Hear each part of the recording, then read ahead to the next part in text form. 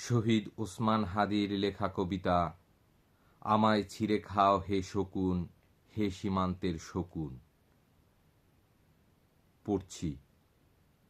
আমায় ছিঁড়ে খাও হে শকুন, হে সীমান্তের শকুন, এক্ষুনি ছিঁড়ে খাও আমাকে। হে আটলান্টিকের ঈগল, শিগগিরই খুবলে খাও আমাকে।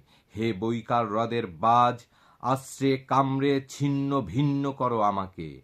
আমার রক্তরসে শুধু অসহায়ত্ব আর অভাব।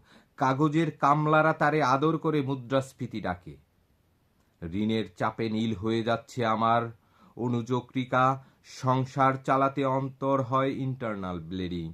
কি আশ্চর্য, তবু আমি মরছি না। ওদিকে দোজকের বয়ে আত্মহত্যা করবার সাহস পাই না আমি।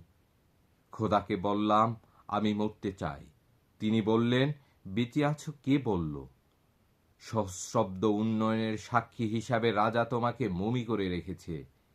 বাজারে দীর্ঘশ্বাস ফেললে নাকি রাজ্যের ভীষণ বদনাম হয়।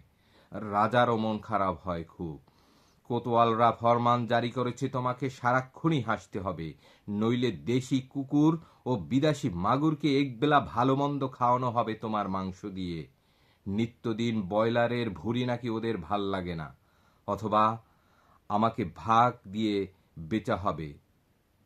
মানুষেরও তো মানুষ খাওয়ার স্বাদ হতে পারে, তাই না? ভাগ্যিস তা বিদেশি সুপার শপে বিক্রি হবে না। দেশি মানুষেরাই তো হক বেশি আমাকে খাওয়ার। হে